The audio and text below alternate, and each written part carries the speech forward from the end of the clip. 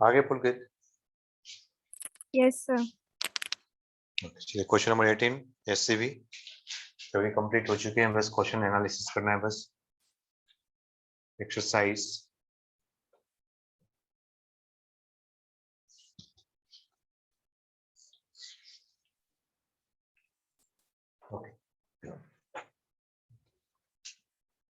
Question number 18 में magnetic field एक cylindrical reason में गिवन है और एक कनेक्टिंग वायर ऐसे बना रखा है। बोलिए तो एक और क्वेश्चन। पूरे में मैग्नेटिक फील्ड है ऐसे, जैसा कि फिगर में हमें दिख रहा है बाहरी तौर पे। इंटरनल फॉर्म में क्या क्वेश्चन है देखना पड़ेगा एक बार, है ना। फिगर देख करके कुछ ऐसा दिख रहा है कि कॉइल है ए बी सी डी। क्यों भाई प्रॉब्लम नहीं हुआ? हो गया था ये, नहीं हुआ था। क्वेश्चन एक बार बोलिए, बोलिए। इनफॉर्म मैग्नेटिक फील्ड भी बोलिए।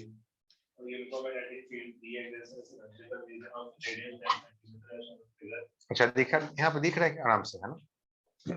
दिख रहा है कि एक सिलिंड्रिकल रीजन है और उसका एक रेडियस गिवन है 10 सेंटीमीटर का और इसमें पूरा मैग्नेटिक फील्ड है, परपेंडिकुलर मैग्नेटिक फील्ड है। Okay next.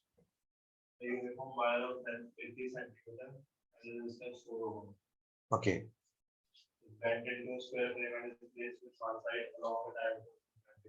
भाई एक यूनिफॉर्म वायर है जिसका लेंथ 30 सेंटीमीटर का है, लेकिन उसको हमने लेंथ लॉन्ग नहीं रखा है, तो उसको हमने स्क्वायर फ्रेम के फॉर्म में बना दिया है ना। उसको हमने स्क्वायर फ्रेम के फॉर्म में फॉर्म करके और उसको यहाँ पे सिलिंड्रिकल रीजन में कुछ ऐसे रखा है कि हाफ पोर्शन अंदर में और हाफ पोर्शन बाहर में है।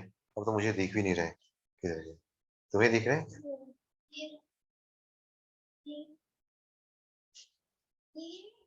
हाँ यस ठीक।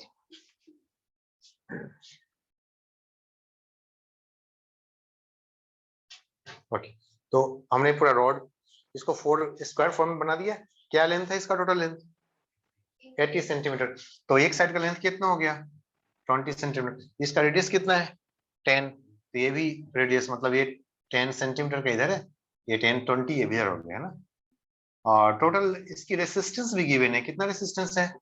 तो एक का हो गया 1 ओम, टोटल का रेसिस्टेंस 4 ओम। एक का 1 ओम, टोटल का रेसिस्टेंस 4 ओम। ओके ठीक है, इस पार्ट का भी हो। Okay next.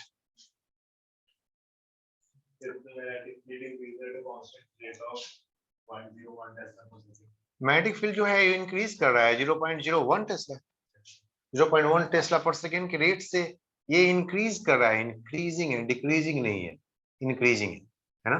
अब तो आप बड़े आराम से बोल सकते हैं कि करंट करेक्शन कितना होना चाहिए, है ना।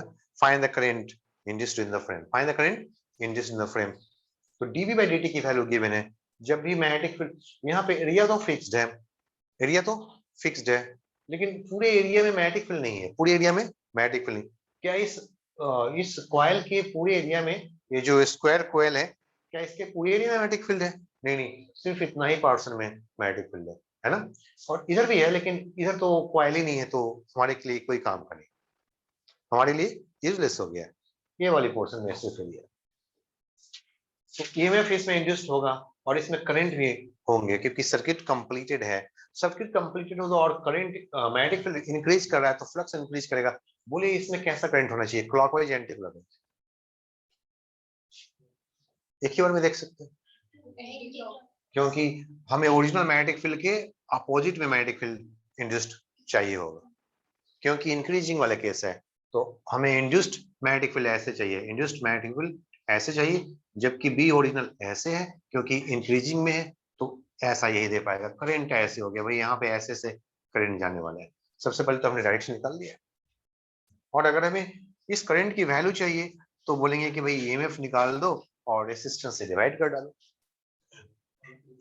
हाँ तो वही गया, और ईएमएफ की वैल्यू हो गया A into dV upon dt, A into dV upon dt divided by what? Resistance R। नहीं हो गया? तो वैल्यूज रखना है हमारे पास। एरिया की वैल्यू कौन सा एरिया लेना पड़ेगा? हमें तो फ्लक्स वाला एरिया लेना पड़ेगा। हाँ बिल्कुल, पाई आर स्क्वायर का हाफ, पाई आर स्क्वायर का हाफ एरिया। एरिया तो टोटल एरिया से मतलब नहीं है, हमें उसी एरिया से मतलब है जिसमें फ्लक्स है।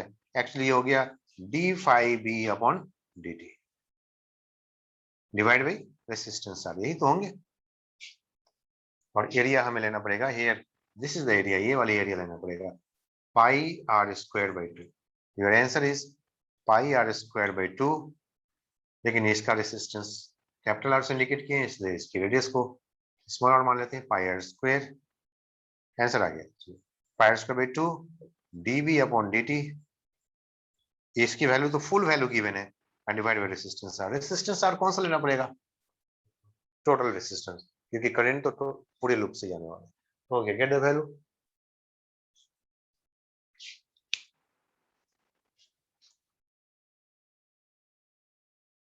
नेक्स्ट,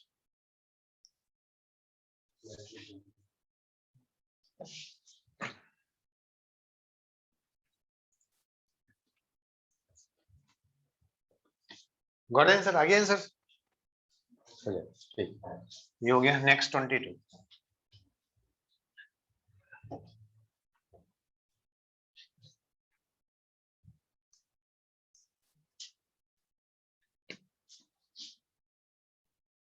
बोलिए question.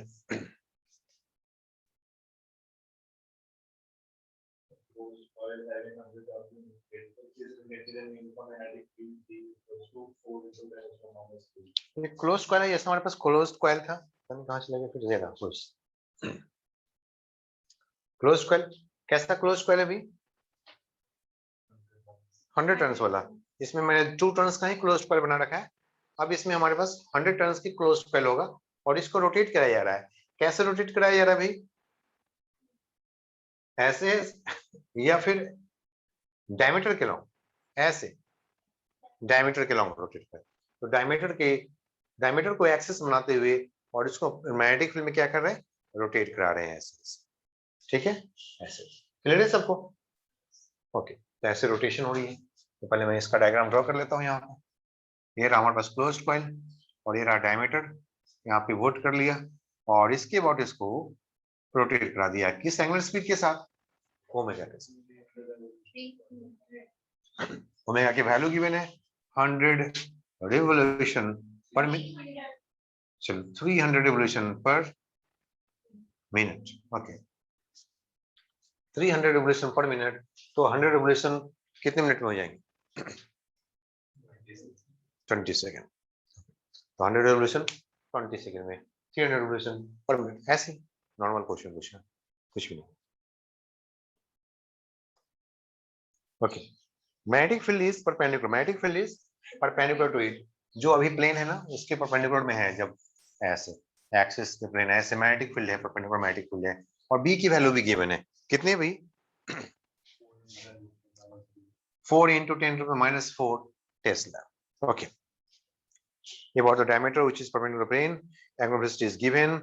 The area of the coil is 25 centimeters square. Area of the coil? Okay.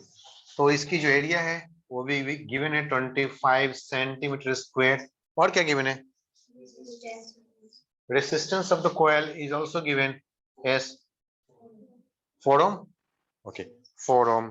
और बताइए, find the average EMF induced or developed in the half a turn from the position where the coil is perpendicular magnetic field.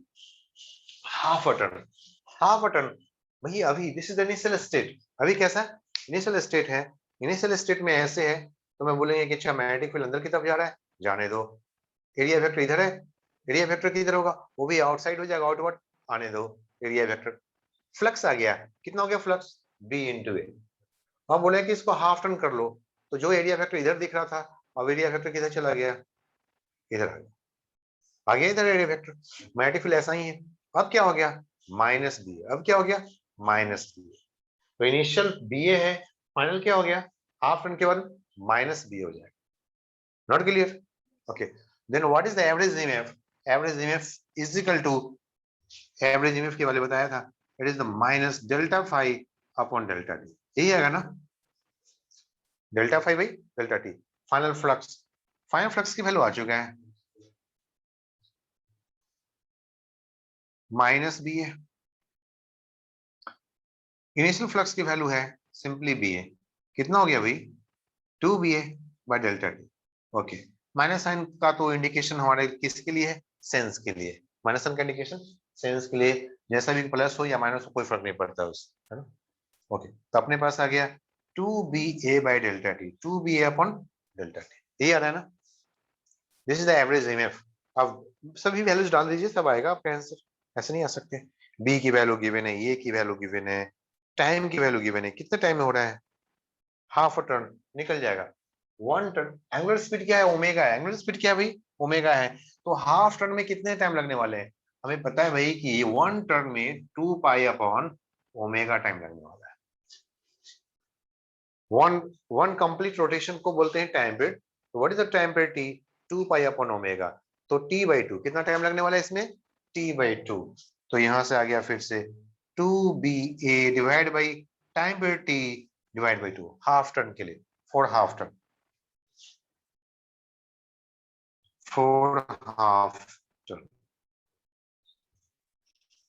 Half turn के लिए निकालना था हमें। तो okay, आ गया, ऊपर हो गया 4 times BA divided by t, and time per t is equal to 2 pi upon omega. Yes, you will get the answer now. What is the answer now? BA omega value रख लीजिए, ऊपर 2 divided by pi. You can get the answer. आसान है।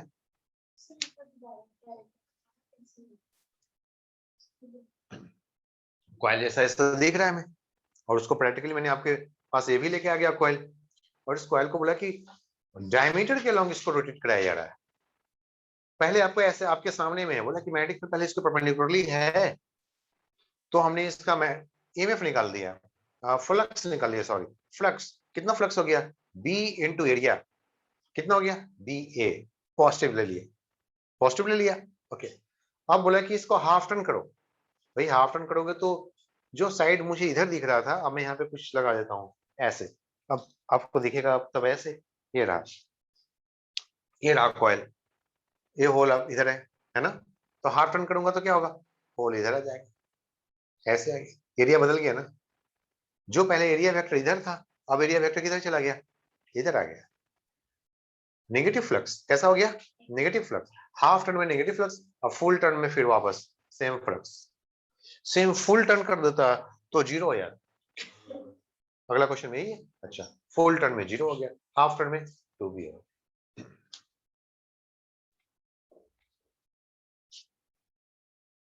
हाँ बिल्कुल। Net charge displaced in party, net charge displaced in party, net charge, net charge क्या होगा भाई?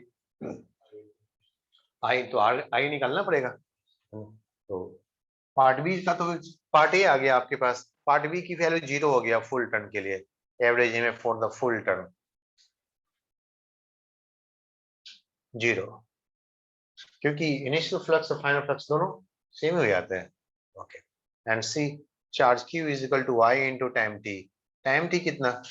किस प्रोसेस में टाइम? ये पार्ट के लिए, ये पार्ट में t/2 टाइम। और करंट आई की वैल्यू कितना होगा? Average EMF divide by the resistance R, t/2, ये आ गया करंट चार्ज।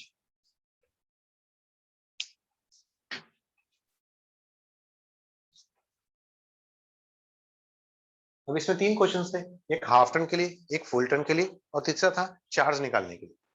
नहीं, अगर एक सिंपल सा एमसीक्यू बनाया जाता तो सिर्फ हाफ टर्न के लिए पूछा जाता।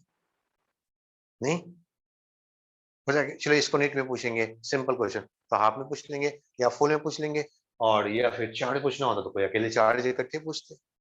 नहीं, छोटा सा एक एमसीक्यू बनाना पड़ता, 1 मिनट वाला था। This question consist of 3 questions, 3 simple, क्योंकि ये होल आपकी तरफ है। अभी अभी मैग्नेटिक फ्लक्स क्या है? बी ए, हाफ टर्न में कितना हो गया? माइनस बी ए, फुल टर्न में क्या हो गया? फिर से बी ए, फिर पहले ऐसा हो गया। फुल टर्न का मतलब क्या हो गया? फिर से ये देखो एरिया वेक्टर यहाँ पे मैं इसके साथ ही रोटेट कराऊंगा, पहले एरिया वेक्टर इधर, ये वाला एरिया वेक्टर, ठीक है। हाफ टर्न में, मैंने हाथ मत करवाओ, ये हाफ टर्न में कैसा हो गया? एरिया वेक्टर आपकी तरफ आ गया, मैग्नेटिक फील्ड तो उधर ही है। What is the flux? Minus B. अभी हाफ टर्न हो चुका है, अब हाफ टर्न और ले लूंगा तो क्या हो जाएगा? फुल टर्न, एरिया वेक्टर फिर वापस आ गया। कितना हो गया फ्लक्स? बी है, पहले वाला ही। तो पहले का ही इनिशियल फ्लक्स कितना है? बी है। फाइनल फ्लक्स कितना है? दोनों का माइनस कर लो, 0। माइनस बी तो हाफ टर्न में हो रहा था ना, फुल टर्न में तो फिर प्लस ही तो आ गया ना, सेम आ गया ना, B A. Not clear? Full turn में फिर वापस हो गया फ्लक्स, सेम सिमिलर फ्लक्स। कौन सा मेथड?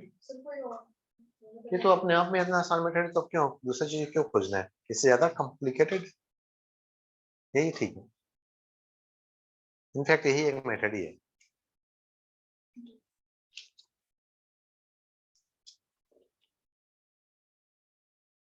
नेक्स्ट,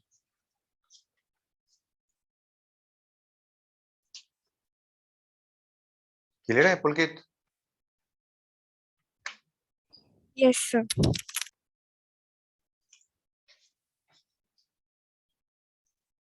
24, उसमें भी सर्कुलर कॉइल है, उसमें भी डायमीटर के क्रॉस के अबाउट ही रोटेट करा रहे हैं, तो फिगर को हम ऐसे ही रहने देते हैं। Okay, 24 circular coil of 1 turn. Okay, अब पिछले क्वेश्चन में कितने नंबर ऑफ टर्न थे? 1 टर्न ही थे। 100, तो आपको ने 100 से मल्टीप्लाई करना था, तब आंसर आना था आपके पास। कर दिया था? हमने नहीं किया। Good, very good. 1 टर्न के लिए भी है, तो 100 टर्न के लिए क्या करना था पड़ेगा? 100 से मल्टीप्लाई करना पड़ेगा, तभी वो फ्लक्स आएगा। एन टू एन बी हो जाएगा, फिर यहाँ पे हमने एन से मल्टीप्लाई करना पड़ेगा, तो it is N B.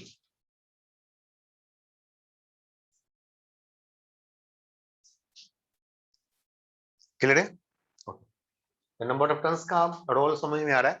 Number of turns जितना है उतना समय मल्टीप्लाई कर देना होता है, उसके लिए कोई चक्कर नहीं। और नेक्स्ट क्वेश्चन में perhaps से डाटा चेंज कर गया हो, नहीं? रेडियस गिवन है 5 centimetre, rotated about the diameter with constant angular speed 80 revolution per minute. Obviously change कर गया, अब यहाँ पे 80 रिवोल्यूशन पर मिनट आ गया है, कोई बात नहीं, हमने चेंज कर देते हैं 80 revolution per minute. Uniform magnetic field भी 0 मैग्नेटिक फील्ड उतना ही है क्या? ओके, 0 जो भी है, मैग्नेटिक फील्ड चेंज कर गया। ओके, कितना भी मैग्नेटिक फील्ड भी 0.01 टेस्ला, कितना ही है? नहीं, ऐसे इतना ही है। Exist in a perpendicular to the axis of rotation, ये एक्सिस ऑफ रोटेशन है, ये क्या भाई? एक्सिस ऑफ रोटेशन है, इसके परपेंडिकुलर है, तो यही परपेंडिकुलर हो गया ऐसे, एक्सिस ऑफ रोटेशन के परपेंडिकुलर है। पिछले क्वेश्चन में बोला था कि नहीं, वो तो प्लेन के ही परपेंडिकुलर है, लेकिन एक्सिस ऑफ रोटेशन के परपेंडिकुलर होना और प्लेन के परपेंडिकुलर होना दोनों हमेशा सेम बात नहीं होती है ना, क्योंकि एक्सिस ऑफ रोटेशन तो ऐसे है, तो इसके परपेंडिकुलर आपको ये दिख रहा है, ये देख लीजिए, ये एक्सिस ऑफ रोटेशन है और ये इसके परपेंडिकुलर है, मैग्नेटिक फील्ड है ऐसा। और अभी कॉइल ऐसा है, कुछ समय के बाद कॉइल रोटेट कर करके कुछ ऐसे हो जाएंगे, तो उसके प्लेन के परपेंडिकुलर नहीं रहेगा। लेकिन पिछले क्वेश्चन में क्या था कि भाई पहले प्लेन के परपेंडिकुलर है, प्लेन के परपेंडिकुलर है। इस बार कहाँ से स्टार्ट किया है कोई मालूम नहीं, आप यहाँ से भी स्टार्ट कर सकते हो और कहीं से भी स्टार्ट कर सकते हो, हम यहीं से स्टार्ट कर लेंगे, स्टार्टिंग पॉइंट। कोई एक केस लेना था।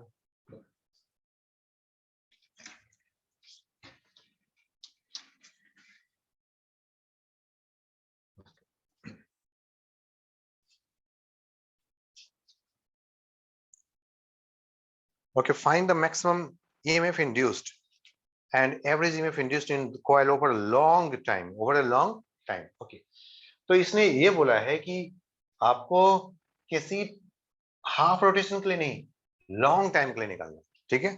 तो पहले इन सब चीजों को हटा देते हैं। जब ऐसे एक एवरेज हमने ऐसे निकाल लिया, जब हमें फिक्स हो कि हमारा टाइम इतना है, फिक्स कर दिया, एवरेज निकालने का एक तरीका ये भी होता है।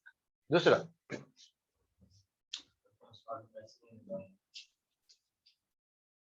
हाँ निकालते हैं,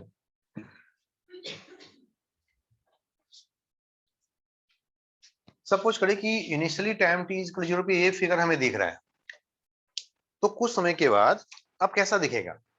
तो भाई कुछ समय के बाद ये जो कॉइल का जो एरिया आपको ऐसा दिख रहा है, अब कुछ ऐसे हो जाएंगे, मतलब कि जो एरिया वेक्टर पहले ऐसे था या ऐसे है रोटेट करने के बाद, या ऐसे रोटेट करने, वो आपको रोटेट कराओगे तो कितने एंगल से रोटेट हो जाएगा? एरिया वेक्टर उतना ही से जितना से आप एंगल रोटेट, नहीं 90 से करा दी तो 90 हो गया, और थोड़ा सा थीटा से घुमाए तो ये भी थीटा से घूम गया। अगर आपने इस कॉइल को, अगर आपने इस कॉइल को ऐसे एरिया वेक्टर है ऐसे, तो पहले ऐसे है, अब इस कॉइल को आपने ऐसे घुमा दिया तो एरिया वेक्टर कितने एंगल से रोटेट कर दिया, वो भी उतना ही से। अगर आपने इसको थीटा से रोटेट कराया तो ये भी थीटा से रोटेट कर दिया। ओके, तो इसका मतलब यह है कि आफ्टर टी टाइम थीटा का वैल्यू क्या होगा, तो ओमेगा इंटू टी। टी अगर कोई भी चीज अगर एंगुलर स्पीड ओमेगा से रोटेट कर रहा है तो टी समय के बाद वो कितने एंगल रोटेट कर जाएंगे, तो ओमेगा टी, ओमेगा टी। जैसे कोई कोई पार्टिकल वी वेलोसिटी से जा रहा है तो टी समय के बाद कितना डिस्टेंस चलेंगे, तो वी टी। तो वैसे ही कोई पार्टिकल ओमेगा एंगुलर स्पीड से चल रहा है तो टी समय के बाद कितने एंगुलर डिस्प्लेसमेंट कवर कर लेंगे, तो ओमेगा टी। ओके, तो इसका मतलब है कि मैग्नेटिक फील्ड और एरिया वेक्टर के बीच में टी समय के बाद कितने एंगल फॉर्म हो जाएगा, ओमेगा टी। कितने एंगल हो जाएगा, omega t. Then what is the flux phi, तो flux phi is equal to क्या होता है, B dot A, B dot A होता है ना। तो मतलब मैग्नेटिक फील्ड बी ये किसी टाइम पे है, मैं बोलूँ कि टी समय पे, बताइए, बोलेंगे B A cos omega T, B A cos omega T. This is the phi dependent on time T.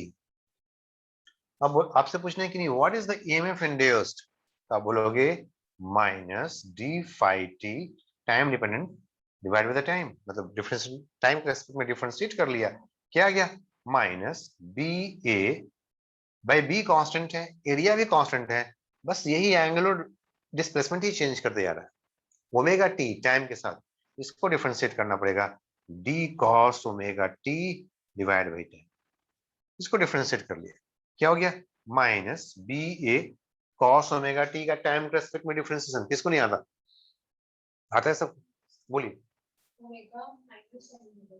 Okay, पहले हम बोलेंगे भाई इसका डिफरेंशिएशन होगा minus sine omega T, minus sine omega T with respect to omega T, फिर हम omega T को differentiate कर लेंगे तो क्या मिलेगा, ओमेगा मिलेंगे इनटू ओमेगा।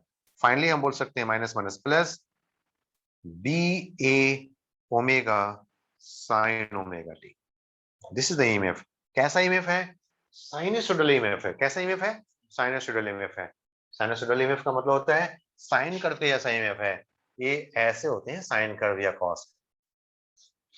कभी ये ईएमएफ टाइम के अकॉर्डिंगली कभी ये प्लस ईएमएफ बनता होगा तो कभी माइनस बनता होगा, फिर कभी प्लस बनता है, कभी क्या होता है माइनस बनता है। मैं बोलूंगा कि एवरेज वैल्यू बताना भाई, तो कितने समय में भाई, तो वन टाइम पीरियड में बताना, तो वन टाइम पीरियड में तो जीरो हो गया, जितना प्लस ईएमएफ उतना ही क्या हो गया, माइनस में।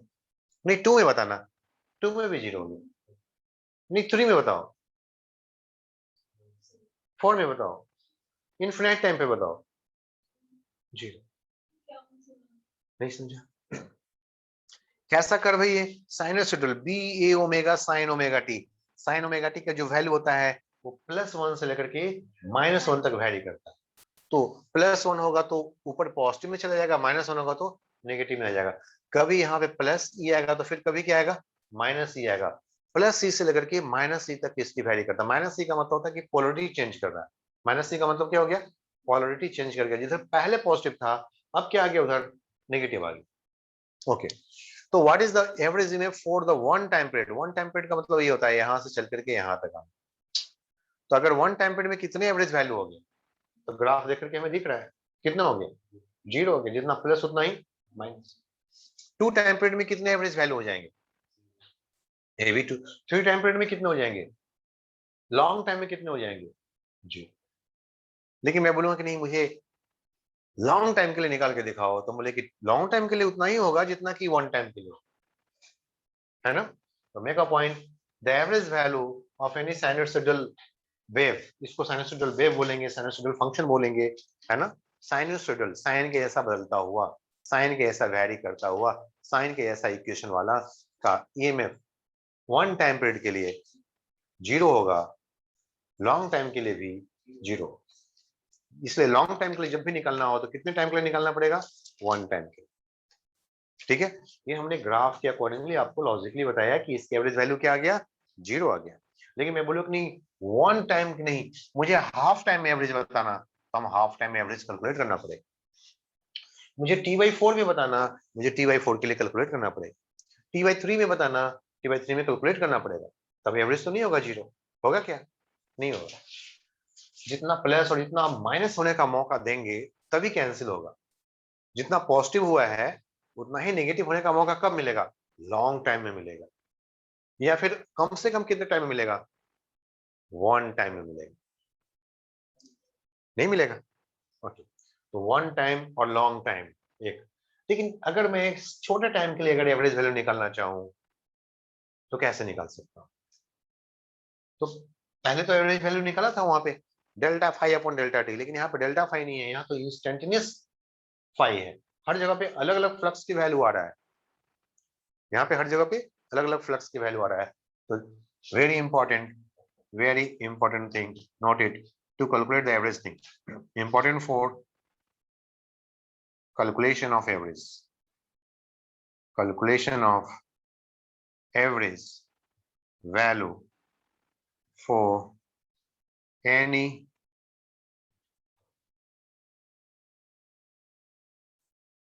variable। किसी भी चीज की अगर एवरेज वैल्यू कैलकुलेट करना हो जो वैरी करता है, इंस्टेंटेनियसली वैरी करता है, जैसे यहाँ पे हमें किसका एवरेज वैल्यू निकालना है भाई? ईएमएफ का। तो मैं बोलूंगा EMF time T integration, time T integration.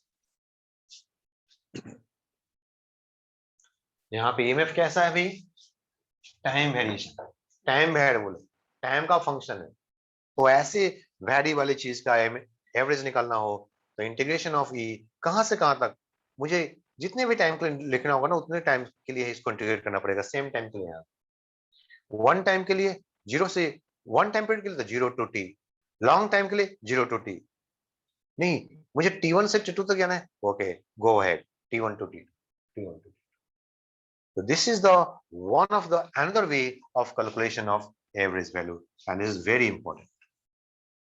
और सिर्फ ये जो रूल है सिर्फ यही नहीं, हर उस जगह पे इस्तेमाल कर लेंगे जिसका वेरिएशन इंस्टेंटेनियस वेरिएबल होता है टाइम के साथ।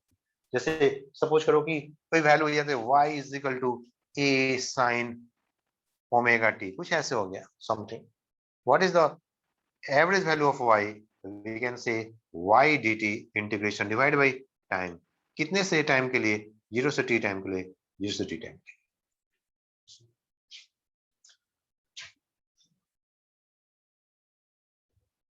ये रूल है कैलकुलेशन करने के लिए, एवरेज वैल्यू कैलकुलेशन के लिए। दूसरा इंपॉर्टेंट पॉइंट आपने नोट करना है, average value for the long time is same as that for the one time, long time and one time. तो कर सकते हैं इस पे काम, कितने टाइम के लिए कैलकुलेट करना है। और what is the maximum EMF induced, यहां से लिख रहा है भाई what is the EMF maximum जब इसकी वैल्यू +1 हो जाए या फिर -1 हो जाए। भाई ये भी मैक्सिमम है और ये भी मैक्सिमम है, फर्क ये है कि इसकी पोलरिटी उधर है, इसकी पोलरिटी इधर है, एक क्लॉकवाइज करंट देगा, दूसरा एंटी क्लॉकवाइज करंट देगा, लेकिन है मैक्सिमम, है ना। तो what is the maximum value? B omega is the maximum value.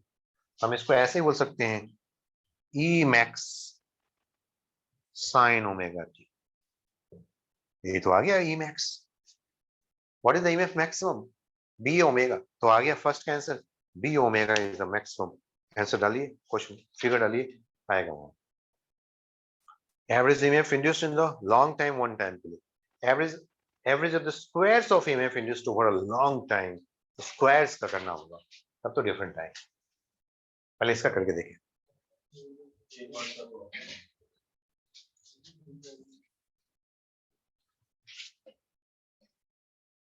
Is it clear? Pulkit, Yes, sir. क्या आंसर आया पार्ट ए का?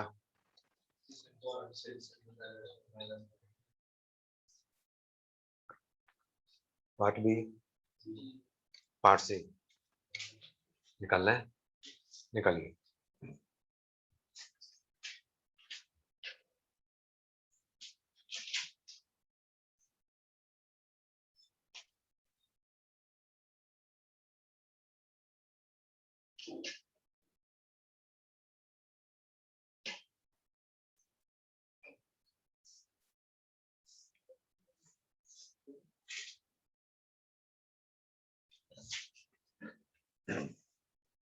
पार्ट सी में क्या निकालना है भाई?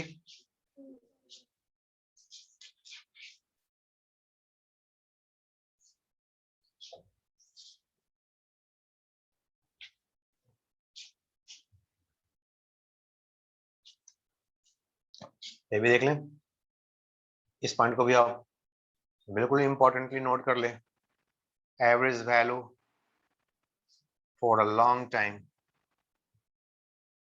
is same as for one time period। एक बार नोट किया रहेगा तो आपके माइंड में हमेशा घूमते रहेंगे बात और चलते रहेगा। ठीक है, ओके। दूसरा पार्ट सी, पार्ट ए का आंसर आ गया। पार्ट ए का आंसर कैसे आ सकता है? हमने वहां से ग्राफिकली देखा, मैथमेटिकली ला सकते हैं क्या? यस, तो first of all you have to try for the mathematically कि आप मैथमेटिकली ला पा रहे कि नहीं। हमने ग्राफिकली तो लाके दिखा दिया आपको, ग्राफिकली हमने उसको जस्टिफाई कर लिया। कैन वी मैथमेटिकली भी ला सकते हैं? यस। पार्ट ए का मैथमेटिकल आंसर लेके आइए। क्या करना होगा? Average value EMF dt dt, ऐसा लाने से ये फायदा होगा कि आप पार्ट सी इजिली फिल कर सकते हैं, है ना? ओके, तो ईएमएफ की वैल्यू क्या है भाई? It is the B A omega या E max sine omega t dt integration long time के लिए, for the long time, for long time means what? S 0 to t, 0 to t, 0 to t. भाई dt को integrate करोगे 0 to T, क्या बन के आएगा आपके पास? टी। ओके, अच्छा अभी अभी तो B A omega sine omega T किसी चीज को डिफरेंशिएट करने से आया था, और उसी चीज को इंटीग्रेट करोगे तो क्या आ जाएगा? वही चीज जो पहले आपको आया था। किसको डिफरेंशिएट किया था तो ये आया था, B A cos omega T minus B A cos omega T, minus B A cos. Okay, मतलब इसका इंटीग्रेशन क्या होगा? वो आपके पास फिक्स हो गया, minus B A cos omega T, कहां से कहां तक? 0 टू टी, नीचे भी क्या आ गया? टी। लिमिट को इंटरचेंज कर सकते हो, B A cos omega T कहां से कहां तक रख देना होगा? T to 0 divide by T, है ना यहाँ पे? Okay, B A by T cos omega T means cos 0 minus cos omega T capital T. Omega का मतलब होता है 2 pi upon T, omega means 2 pi upon capital T time period, T T cancel, बच गया 2 पाई। Omega t का मतलब क्या हो गया? 2 पाई। यस, ये हो गया बी ए